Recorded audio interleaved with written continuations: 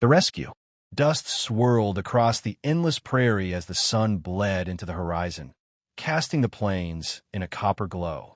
Ethan Cole rode slowly, his horse's hooves thudding in the silence of evening. A man of solitude, Ethan carried the weight of years spent drifting from ranch to ranch, never staying long enough to plant roots.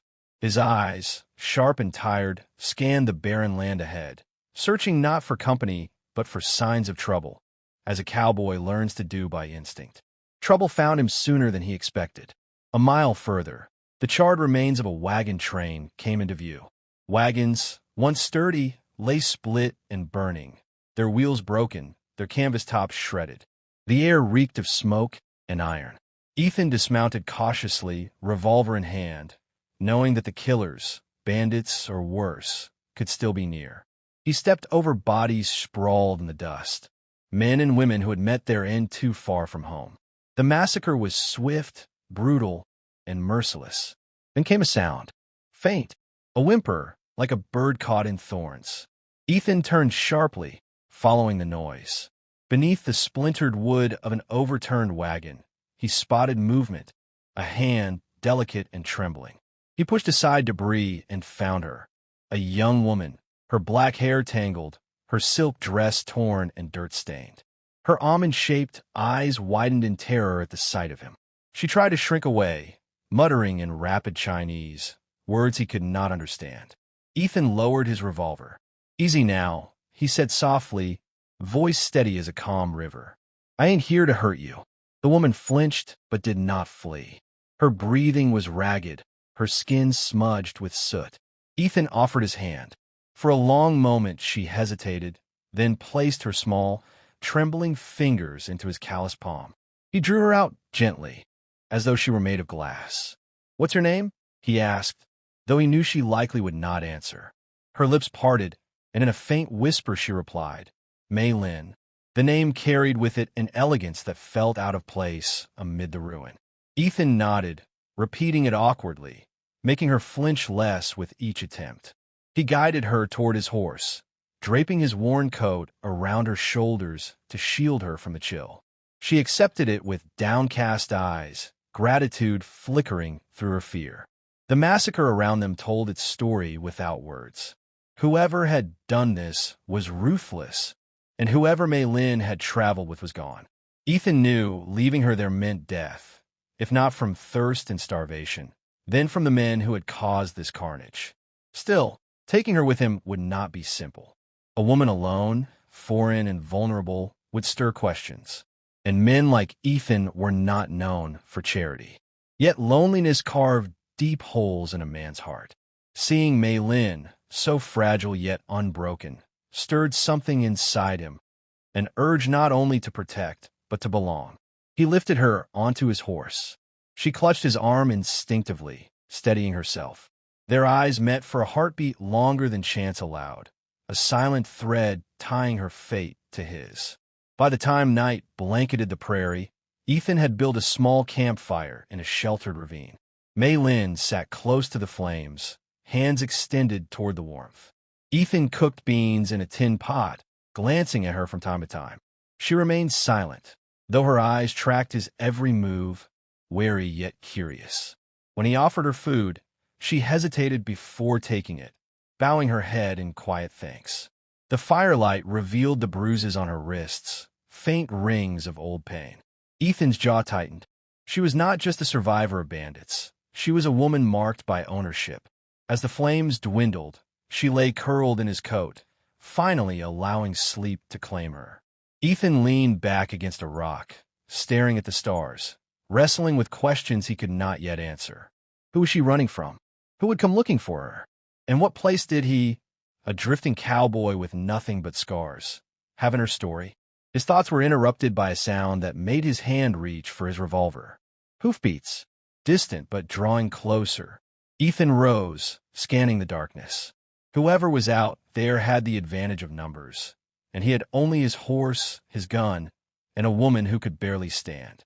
The quiet of the night broke with each pounding beat of hoofs. Mei Lin stirred, eyes wide with fear, as if she already knew the riders were not strangers to her. Ethan whispered, Stay close. Don't make a sound. The hoofbeats grew louder. The fire crackled low.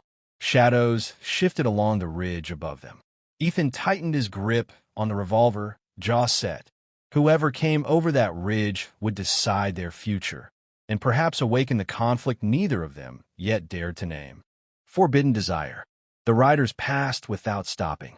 Their silhouettes lingered against the ridge until the night swallowed them. But Ethan did not relax until silence returned. Even then, he kept one hand near his revolver, listening to the crackle of the dying fire and the faint rhythm of Mei Lin's breathing. She had fallen back into restless sleep, her face shadowed by the memory of terror. When dawn broke, Ethan saddled his horse and helped her mount. She clung to him lightly, careful not to press too close, as though fearing to overstep some invisible line. He rode hard toward the nearest town, a modest settlement strung together with weathered boards and dust. Its heartbeat was the inn, run by Clara Dawson, a widow whose steady kindness often drew travelers to her doorstep. Clara's eyes widened when Ethan entered with a foreign woman draped in his coat. "Lord above, what trouble have you brought me this time, Ethan Cole?" she asked, half in jest, half in warning. Ethan ignored the sharpness in her tone. "She needs food and shelter. Just for a while." Clara studied Mei Lin, who bowed her head, silent but dignified.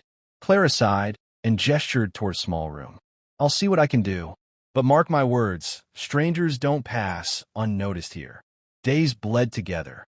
Mei Lin adjusted slowly to the rhythm of safety. She spoke little English, but Ethan's patience bridged the silence. He taught her simple words: water, horse, sky, while she repaid him with faint smiles that lit her otherwise solemn features. Each smile worked its way beneath the armor of his solitude, drawing him closer to her world. At night, Ethan often sat across the room, watching the flicker of lamplight on her hair.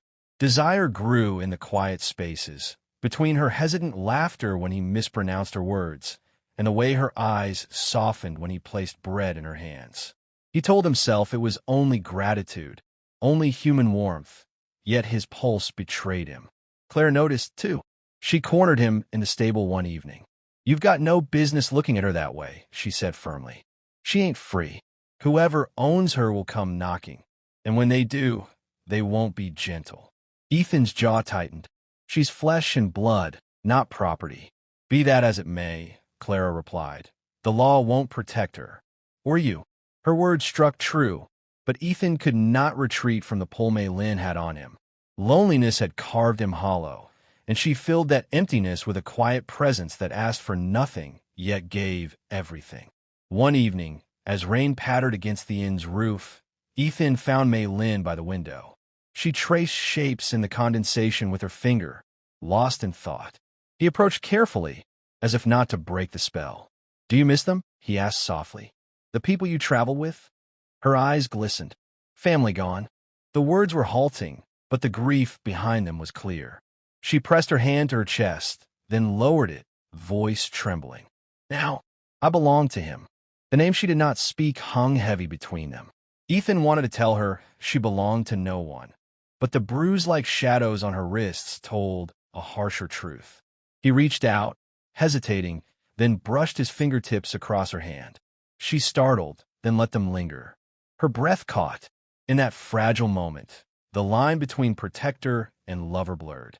Their closeness was brief, broken by the creak of a floorboard. Clara stood in the doorway, her gaze sharp as a blade. Without a word, she turned and walked away, but the message was clear. Danger was closing in. The next morning, whispers spread through the town. Strangers had been asking questions about a missing Chinese girl. Some claimed she had been stolen from a wealthy man with influence and money enough to bend the law. Others muttered about debts unpaid and property reclaimed. Ethan felt the air tighten with every rumor. He tried to keep Mei Lin hidden, but each day the news drew tighter. She, too, sensed the walls closing in. Her eyes lingered on him longer, as if memorizing his face against an uncertain future. One night, when the inn had gone quiet, she touched his arm gently and whispered, "Thank you." Just 2 words, but her voice carried a weight of longing and unspoken promise. Ethan leaned toward her, caught between restraint and need. Their lips almost met before he pulled back, breath ragged, conscience battling desire. To love her meant defying not only her cruel master, but the entire order that kept men like him above women like her. Still, the taste of temptation lingered. The chapter closed with a knock at the inn door. Heavy, deliberate, carrying the authority of someone who had come not to ask, but to take. Ethan's hand hovered near his revolver. Mei Lin's face paled, recognition flooding her eyes. The path she had fled was no longer behind her. It stood outside, demanding to be let in. The owner's claim. The knock came again, harder this time, rattling the inn door on its hinges. Ethan and Mei Lin froze, the silence between them charged with dread. Clara's cautious footsteps echoed through the hallway before the door creaked open. A tall man filled the threshold, broad-shouldered and dressed in a dark coat that bore no dust of travel. His polished boots gleamed despite the muddy street outside. His face was clean-shaven, angular, and cruel in its composure. He stepped inside without invitation, his eyes sweeping the room like a hawk searching for prey. "Evening, ma'am," he said smoothly, tipping his hat to Clara, though his courtesy rang hollow. "Name's Barstow. I believe you've got something of mine here." Clara's spine stiffened. "This is an inn, sir, not a stable for lost property." Barstow's smile thinned. "We'll see about that." His gaze shifted, settling on the staircase where Ethan now stood, hand resting on the railing, revolver conspicuous at his hip. And beside Ethan, pale and trembling, was Mei Lin. Her gasp gave her away. Barstow's smile widened. "Wolfish. There you are, girl. Thought you could slip away, did you? You've caused me no end of trouble." Ethan stepped down slowly, placing himself between Mei Lin and the intruder. "She ain't yours." Barstow chuckled, the sound like gravel under boots. "Ain't mine? I paid a good sum for her passage. Debt must be repaid, and she's the payment. That's the way of things." His eyes flicked to Mei Lin, sharp and commanding. "Come here, girl." Mei Lin lowered her gaze, shoulders curling inward. For a moment, it seemed she would obey, the weight of fear pressing her down. Ethan's heart clenched as he watched her struggle against chains invisible yet unbreakable. "No," Ethan said firmly, voice cutting through the tension. "She ain't going anywhere with you." Barstow's smile faltered, his features hardening. "And who are you to say?" "Some drifting cowhand who can't tell the difference between a woman's gratitude and what's owed? She don't belong to you either." Ethan's jaw tightened. "She belongs to herself." The words hung in the air, fragile yet defiant. For a heartbeat, Mei Lin's eyes flicked upward, shimmering with something between hope and disbelief. Barstow sneered. "That's a fine speech, cowboy, but words don't change the law, and the law says she's mine. You think this town will side with you? Think again. They know where money comes from." He leaned closer, his voice dropping to a hiss. "Give her up, or you'll both regret it." Behind him, two armed men stepped inside, hands resting casually on their holsters. Clara, pale but composed, slipped into the background, her eyes darting between Ethan and the intruders. The standoff stretched long and heavy. Ethan's fingers twitched near his revolver, but he knew a fight here would put Clara and her livelihood in danger. He needed time. "Tomorrow," Ethan said evenly. "You want her? We'll settle it tomorrow, outside this inn in the open." Barstow's brow arched, amused. "A duel, then?" Romantic notions never did keep a man alive. "But fine, I'll indulge you." He glanced at Mei Lin, his eyes narrowing. "Don't get too comfortable, girl. Your reckoning's coming." With a sharp motion, he turned and strode out, his men following like shadows. The door slammed shut, rattling the walls, leaving the enshrouded in uneasy quiet. Mei Lin sank to the floor, her body shaking as though the strength had drained from her. Ethan knelt beside her, resting a hand lightly on her shoulder. She looked up at him, eyes wet, lips trembling. "You shouldn't have," she began, voice breaking. "I had to," he interrupted gently. "I ain't letting him take you. Not now. Not ever." Her tears spilled freely, the weight of gratitude and despair mingling. She clutched his hand, holding it tightly as if it were the last rope keeping her from drowning. Clara appeared in the doorway, her face lined with worry. "Ethan, you're a fool. Barstow's got money, men, and the law in his pocket. You can't win this." Ethan rose slowly, his voice low but steady. "Maybe not, but I'll be damned if I stand by and let him drag her back to hell." Clara shook her head, her sorrow plain. "You're risking everything for a woman who'll bring nothing but ruin." Her words cut, but Ethan did not waver. He turned back to Mei Lin, who still knelt by the fire, fragile yet luminous in her defiance of despair. For the first time, she reached for him not in fear, but in trust. "Ethan," she whispered, testing his name as though it were secret. He bent toward her, their foreheads nearly touching. In that fleeting closeness, the truth of their bond revealed itself. Something born of loss, sharpened by danger, forbidden yet undeniable. Outside, the town settled into uneasy slumber, unaware of the storm gathering with the morning light. The night belonged to them, but dawn would demand a reckoning. Reckoning at dawn. Morning came hard and gray, the kind of dawn that carried no warmth. Dust hung in the air as townsfolk gathered at the edge of the main street, drawn by the promise of blood. The duel was no secret. Barstow's men had seen to that. Whispers spread like wildfire. Ethan Cole, the drifting cowboy, had challenged the wealthiest man in 3 counties. Some said it was foolishness. Others called it suicide. Ethan stood alone in the street, revolver at his hip, boots planted steady in the dirt. He had polished nothing, prepared nothing. His strength lay not in appearances, but in resolve. From the far end of town, Barstow emerged, flanked by his 2 armed men. He walked with the certainty of a man who had never been denied anything he wanted. His coat swung open, revealing the butt of a polished pistol, gleaming like a promise. Between them, hidden behind Clara's anxious figure, stood Mei Lin. Her face was pale, eyes wide with fear, but there was no mistaking the spark of defiance in her gaze. For the first time, she looked not like a possession caught between men, but like a woman about to stake her claim in her own fate. The sheriff lingered at the sidelines, hat pulled low, unwilling to intervene. Law bent beneath wealth, and Barstow owned more law than any man present.